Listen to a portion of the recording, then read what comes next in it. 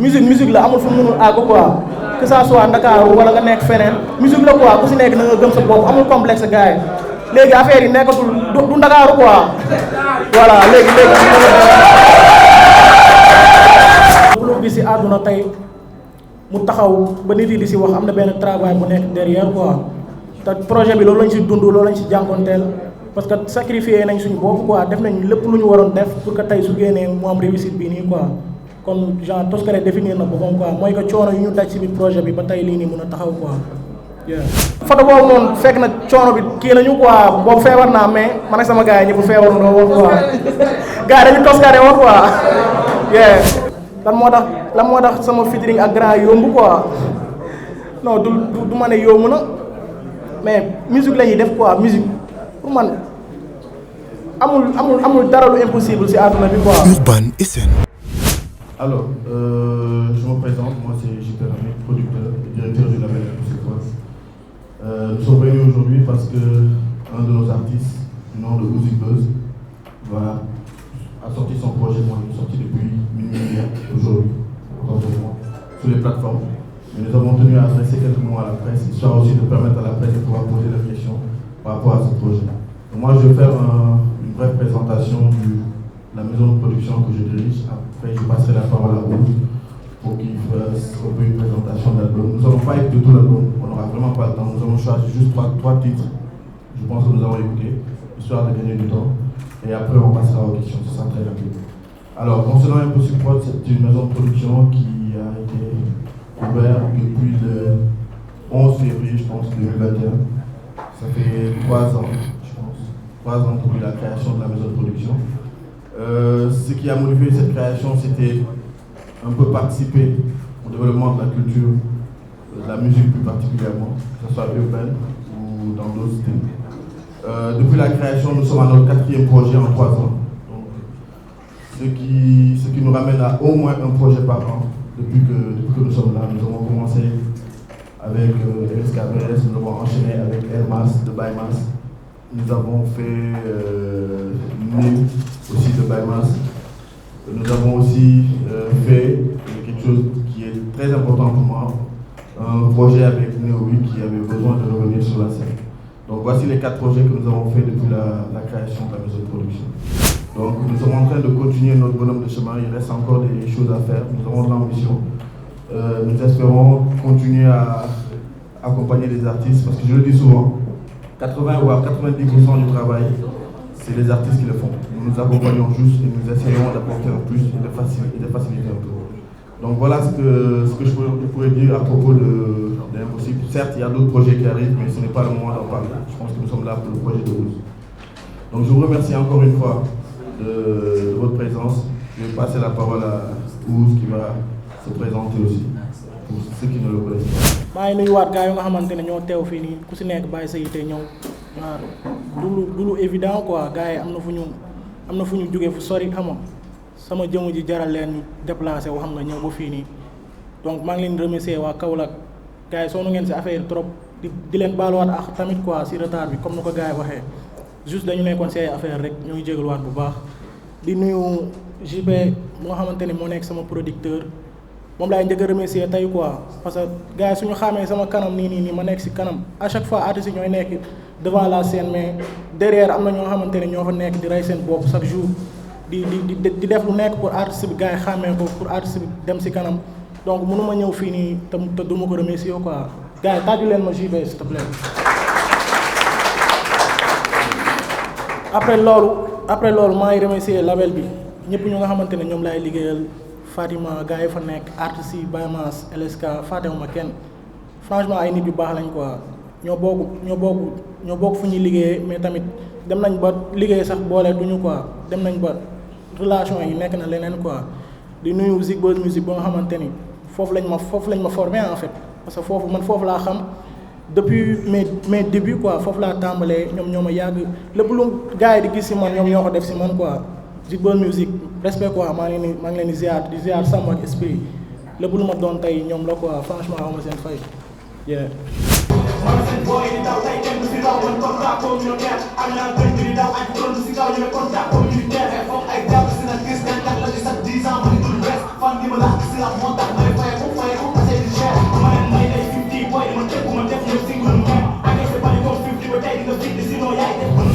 ni kañ ngay deewee ni dund dugg fa doo naan ci muy dugg ko ñaan foog yu sa am sa la ñu fukki si gat sa carrière gat àdduna du tànk maa ngi gën a pànk maa ngi gën a tànk dangeen may tudd kër gi def am bu gi bu yabee gaynde sa doxin bara doo dox bu ko ba dégg ni aay wala xale bi 2 ans 2 ans la foog bés mu gala wala ku si def ba di ma tàppa suma bu yeboo nga dem toog xaaruma ñuy ubbi seen porte xaaru nga fuñ tase kenn porte ku fi xaaral ma buddi si say coor mi noon man yi doon déglu sa MC bi dee nañ léegi ñu néew ko xam may rocc sëru teel sax yi sa jëmm ji kon est-ce que yaa ko fa am héros daa man naka di wéro ful chefa laay yor xale yi di ma pig ma bis leen euro ay boy yu sexy jar teg ma sopp son bi moo nekk wu yaay maa ngi ko def ak One Lyrical ma koy saluer de passage mu nekk grand bu ma respecté genre moom tamit lu mu def c'était pas évident quoi parce que bëri na ñuy gis benn boy bu nekk si yoon xam nga noonu nañ bañ a ñëw teg si loxo mais en dehors loolu sax chaque jour mu may conseiller mu may wax defal lii grand bu ma yéene la quoi franchement maa ngi koy remercier grand merci beaucoup kontaan naa jaajëf. si sama néeg la lépp dooree sama waa gaale yokku ma doole yaa ngi ma baal bés bu lépp coolee jëlbeen bu yomb amul ñu si bëri bëtu xeebe lan ma daan xoolee. ma jaar ni ma weesu man yëpp yàlla la kon bu ma réccu man maa ngi tente bu ma weesu man waaye li may bañ kon du weesu man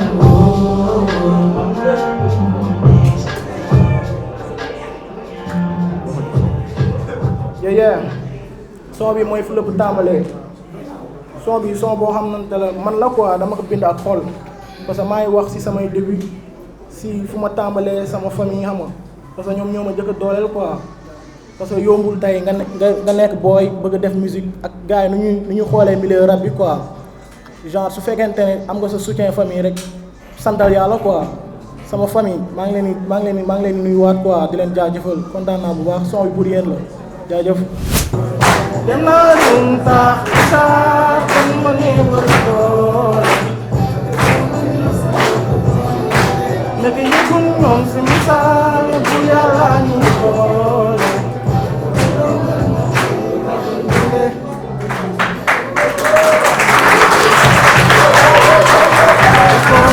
son bu ma bind ak xol la quoi parce que ñu nga xamante ne tey dañu jóge feneen quoi ñëw fii ni Dakar di ko xësal son bi si loolu lay wax quoi parce que réewum taax lay wax xam nga ku si nekk xam nga ne yóbbul nga jóge tey sa village nga ñëw si dëkk bi di liggéey quoi am na nu muy demee day metti quoi surtout étudiants yi xam nañ lu may wax parce que dañu bàyyee ko sori quoi ñëw fii nii si dëkk bi juddoo wuñu fii xam nga tàmmuñu fi lu bëri mais genre bëgg a tekki teral seeni waajur moo tax ñu toog fii nii xam nga jànkonteel ak yenn jafe-jafe yi di ko muñ di ko dund kon respect à vous son bi yéen a ko moom quoi.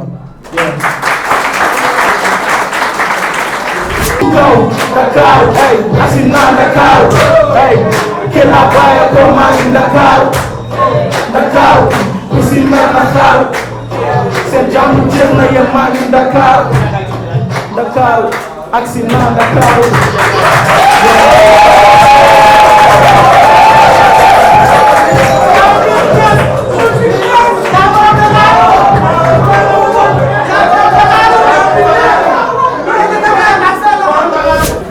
dama bëgg a leeral benn affaire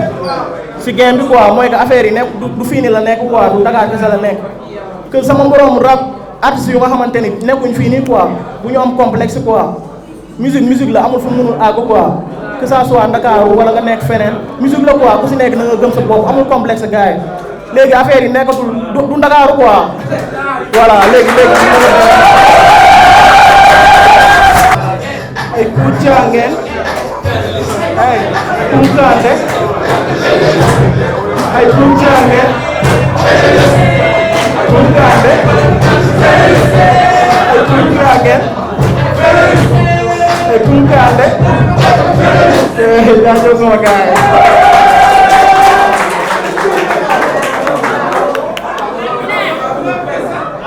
son bi maa ngi def ak Dip Doundou Guiss moom tamit mu nekk grand bu ma respecté parce que yombul quoi mooy lu may wax rek yàlla mooy boole ay nit quoi man du ma ko sax du ma ko sax wax Dip maa ngay wax démb sama émission bi parce que dafa am lu ma woon quoi dafa may xoolee benn bëtu rakk quoi man tamit loolu rek laa ko mën a delloo grand bu baax la grand bu wàccee boppam la quoi bu am yéene si man la quoi te xam naa loolu maa ngi koy gis lépp lu muy def man maa ngi koy gis te maa ngi koy wax merci quoi jaajëf. Je vais passer la parole à Samou. Samou, je pense que moom moo commencé ak Ousse avant que Ousse ne vienne au niveau du label. moo liggéey ak moom depuis un moment et j'ai tenu aussi à ce qu'il soit là parce que tamit des fois les gens ils voient l'aboutissement d'une chose mais lépp loo mën di gis daal fu mu tàmbali. donc je le remercie aussi parce que c'est pas évident de liggéey ak artiste dem ba benn moment continuer di ko support ba heure bii ba ñeneen ñëw ci nga mën leen yaatal ça c'est quelque chose de super. asalaamaaleykum voilà maa ngi nuyu ñëpp di nuyu ñi ma toogal fii nii muy JP ak Zik Buzz voilà di wax ne tey lii nii fierté la quoi fierté la su ma nee fierté la nekkul ne forcément man kese man maa def mais dafa am équipe bu ne si ginnaaw que ça soit ñi ñu àndal jóge Kaolack ñëw que ça soit esprit BMF nga xam ne mu ngi fii nii damaa bëgg ngeen tàccu ma esprit ba pare.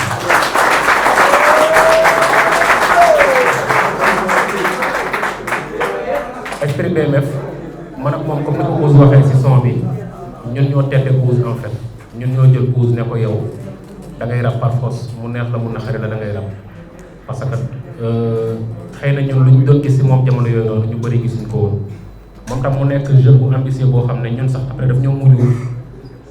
mujj jaaxal en fait parce que fépp foo ko xaar rek xamal ne mu ngi def lu ko raw comprendre nga ci esprit la jàngee bind après mu ñëw fréquenter Zik Buzz ñu commencé liggéey def ay affaire ba tey jii nii mu produire album bi dàq ci Sénégal loolu moom aussi di remercier bu baax JP Impossible Prod di ko remercier parce que avant moom jot nañ fi ay contrat yu bëri jotoon nañ ko ay gars yoo xam ne dañ doon insister sax pour liggéey ak moom parce que xam nañ bu baax potentiel bi ne ci Ousse mais ak JP bi ñu liiree contrat bi xam nañ bu baax ne kii ba en fait ñëwul pour utiliser booy yi comme ni ko gars yi di defee mais dafa ñëw pour liggéey quoi dafa ñëw pour liggéey non seulement business mais aussi pour dooleel booy yi dooleel rap Galsen ñu ngi koy féliciter bu baax ci loolu JP. su kon bi toll si lan nga nekk fan nga toll yaa ko xaj ci Toskare moo wolof la quoi Toskare coono rek lay signifier quoi coono lan moo tax projet bi ma tuddee ko loolu parce que déjà projet bi définir na boppam quoi parce que lu may wax rek lépp loo gis ci àdduna tey mu taxaw ba nit yi di ci wax am na benn travail bu nekk derrière quoi te projet bi loolu lañ ci dund loolu lañ ci jànkoonteel parce que sacrifié nañ suñu bopp quoi def nañ lépp lu ñu waroon def pour que tey su génnee mu am réussite bii nii quoi kon genre Toskare définir na boppam quoi mooy que coono yu ñu daj ci biir projet bi ba tey lii nii mën a taxaw quoi. abordé naa thème comme Jirim thème la boo xamante ne nii genre bu àgg sama xol la quoi parce que thème la boo xamante ni dafa xaw a sensible quoi comme ni mu koy waxee parce que affaire la boo xamante ne nii en général nit yi koy dund duñ si mën a exprimer wu quoi. non seulement Jirim mais après soo xoolee ci son bi mu ngi wax benn xale boo xamante ni dafa ñàkk papam ak yaayam ñu leen wooyee orphelin mais après moom ak tantam ñoo nekk après tante bi di ko maltraité tout quoi te loolu en général ñi koy dund duñ am sañ-sañu taxaw wax ko nit dañ koy denc seen biir xool di ko métti lu tout quoi man je me suis dit pourquoi pas ma wax ci quoi parce que tamit ñun buñ fekkee ay artistes lañ tamit dañuy taxawee baatu askan bi tamit quoi di waxal ñi nga xamante ni tey peut-être seen làmmiñ àggul foofu noonu quoi. te après loolu mooy def tamit nit yi suñ ko déggee mu mën a àgg seen xol parce que li ñuy dund man laay wax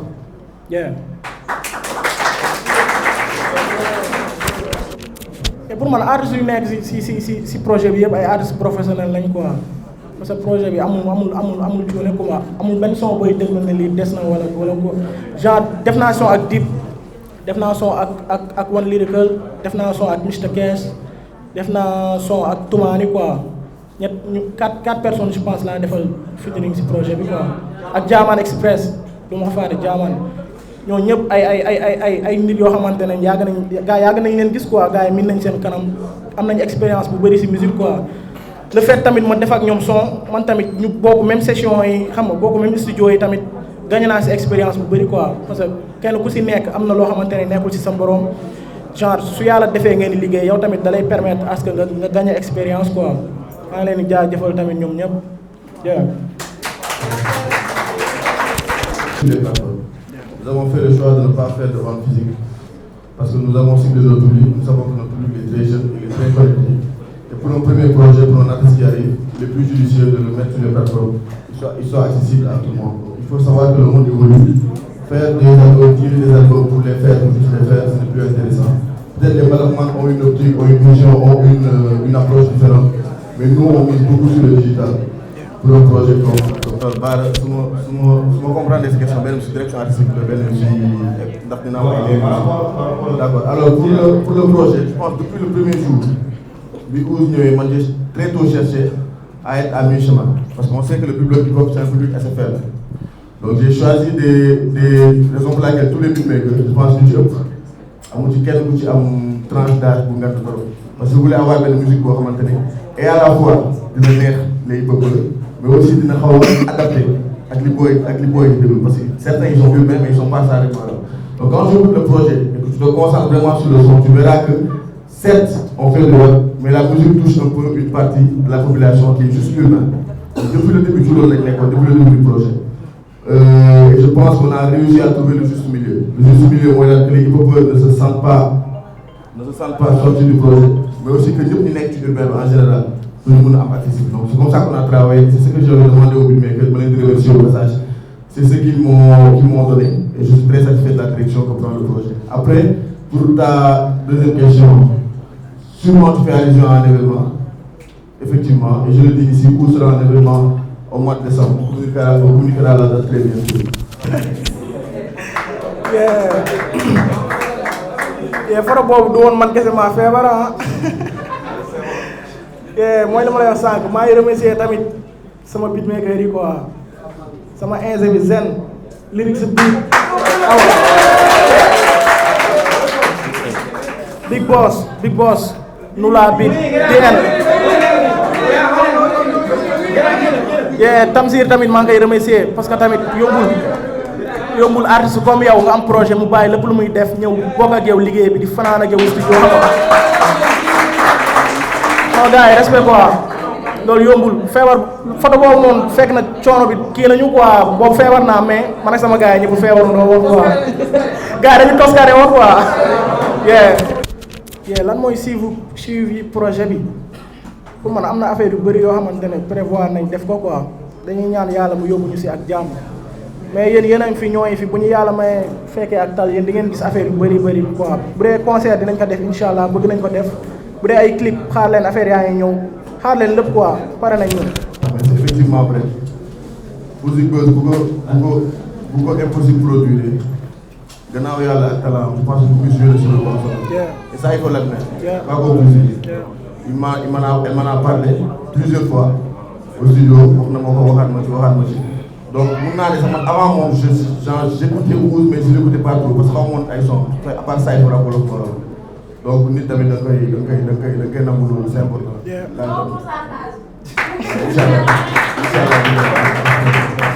Lu tax sama cover projet nga gis sama mère loolu pour man yoo mën a expliquer quoi parce que mooy lu may wax rek man chaque jour su may def benn affaire genre du ma chercher loin quoi lu may wër dama bëgg mu nekk man quoi original quoi. sa photo boobu noonu sama mère la loolu lu original la quoi pour man voilà te sama mère man ak moom yàlla dafa def dañu bëggante quoi waaw man dama ko bëgg man moom laa nopp quoi yàlla dafa def dañu bëggante waaw. beneen question bi mooy lan moo tax sama featuring ak grand yomb quoi non du ma ne yomb na mais musique la ñuy def quoi musique. pour man amul dara lu impossible ci àdduna bi quoi comprendre ñun ñëpp bu ñuy commencer même artistes yu nga xamante ne ñoom laa defal son ñoom am na fu ñu tolloon quoi am na ay nit yoo xamante ne ñëw nañ teg leen loxo quoi comprendre nga loolu loo xamante ne ci àdduna la boobu la quoi leen xaw ma nag man lan lañ gis ci man wala lu mu mën a expliquer quoi mais xam naa que ni man maa ngi liggéey te surtout yàlla def na ci man yar quoi. Pour moi, c'est très important quoi, c'est artiste. Moi discipline quoi. Peut-être loolu moo leen gën a attiré ci man et tout quoi. pour man loolu patience bi joué na si quoi patience bi parce que si biir projet bii nii am na son yoo xam ne def naa ko yaa 3 ans si ginnaaw quoi mais genre dem naa ba yëg ne lii nii am na lu desoon quoi wala lii nii am na leneen lu ma si mën a apporter quoi te loolu patience moo ma ko may ak Zigbeuz bu nga xamante ni ñoom ñoo def lii si man quoi waaw ñun musuñ nangu def ay yëfu xale quoi ku xam Zigbeuz moom xam loolu quoi si artiste am chaque jour dañuy bëgg artiste bi di am benn niveau d'intellectuel bi surtout quoi parce que tamit loolu si la bokk quoi parce que nit ñi lay déglu soxla nañ loolu noonu quoi pour man loolu la rek quoi lan moo may motiver pour man nit yu nga xamante ne ñoom ñoo bàyyi lu bëri pour man la quoi parce que mënu ma am lu gën a rëy loolu noonu quoi parce que am nañu nit yoo xamante ne du man kese maa def ay sacrifice mais ñoom tamit sacrifié nañu ay affaire yu bëri pour tey projet bii nii taxaw quoi te nit yooyu mënoo leen décevoir quoi nit yooyu dañuy tax chaque jour dañ lay booster quoi sa famille par exemple sa famille nit say proche quoi chaque jour ñu ngi sacrifié aussi yow xam nga di jël seen alal seen xalaat xam nga lépp di ko def si yow après affaire yi à un moment donné rek dootul nekkati yow quoi mais da ngay xam que ne lii nii am na nit ñu nekk si ginnaaw lii nii te que yow waroo échouer quoi moo tax chaque jour damay bëgg di booster samay limite quoi pour man loolu moo may motiver quoi. yéen sama gars yi balaa boobu dama bëgg ngeen tàjjul ma Jahman Express quoi. kii moom sama mag la quoi sama mag la Jahman sama mag la quoi c'est vrai que gars yaa ngi wax ay featuring xam nga de gauche à droite artistes yi mais moom moo ma njëkk a gis quoi moom laa njëkk a defal featuring si ténor yi fii nii Sénégal quoi boobu maa ngi nekk booy bu ndaw boobu amuma sax maturité bii nii bay comprendre waaw mu gis moo xam nga invité ma si albumam quoi imagine toi mu invité ma si albumam moom genre bokk na si ñi ma gëmloo ni lii nii mën na nekk quoi li may laaj nii sax fan nga ma gis fii ak 2 ans je pense que Jahman moom mën na tontu question boobu noonu quoi parce que chaque jour daf may ne que yow am na lu nekk si yow quoi chaque jour daf may wax que ne am na lu nekk si yow am na lu leneen loo war a génnee quoi te loolu gëm naa ko merci beaucoup grand maa ngi lay